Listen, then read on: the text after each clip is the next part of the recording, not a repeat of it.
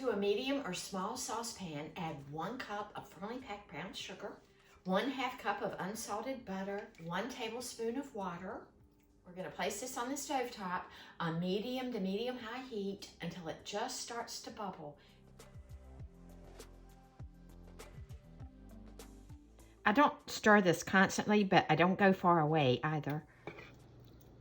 That took less than 4 minutes, so let's remove this from the heat and pour it into our prepared pan. It's such a delightful little cake. Now we're going to put 3/4 of a cup of toasted walnuts on top of our brown sugar butter mixture. Just sprinkle over the top.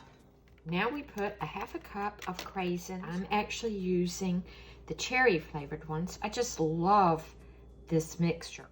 Now in a medium size or small bowl, we add 1 cup of pumpkin puree, 3/4 of a cup of granulated sugar, 1/3 cup of oil, I'm using vegetable oil, and 2 large eggs. And we whisk this together. Such a sweet little easy cake to make. So let's put this aside and get our dry ingredients together. In a medium to large bowl, we're going to add our dry ingredients. 1½ cups of flour, 1½ teaspoons of baking powder.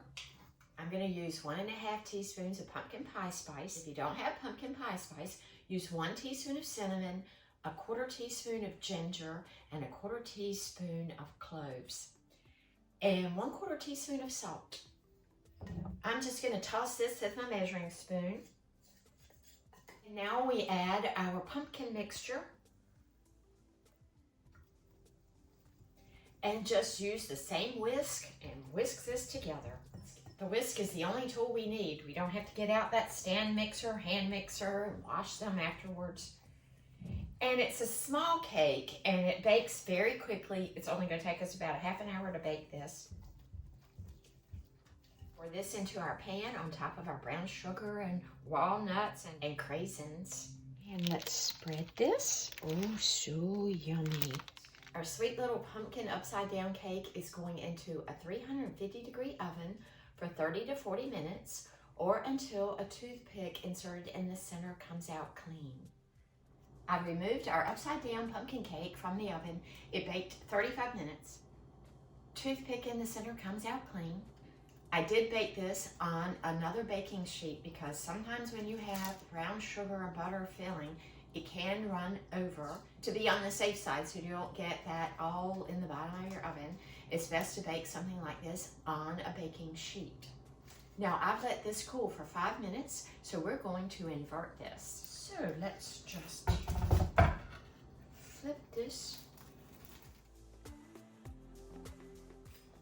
I want to show you the inside of this sweet little treat.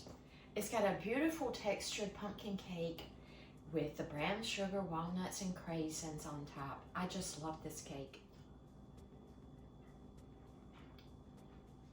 This is a delicious little cake. I call it a little pumpkin snack cake.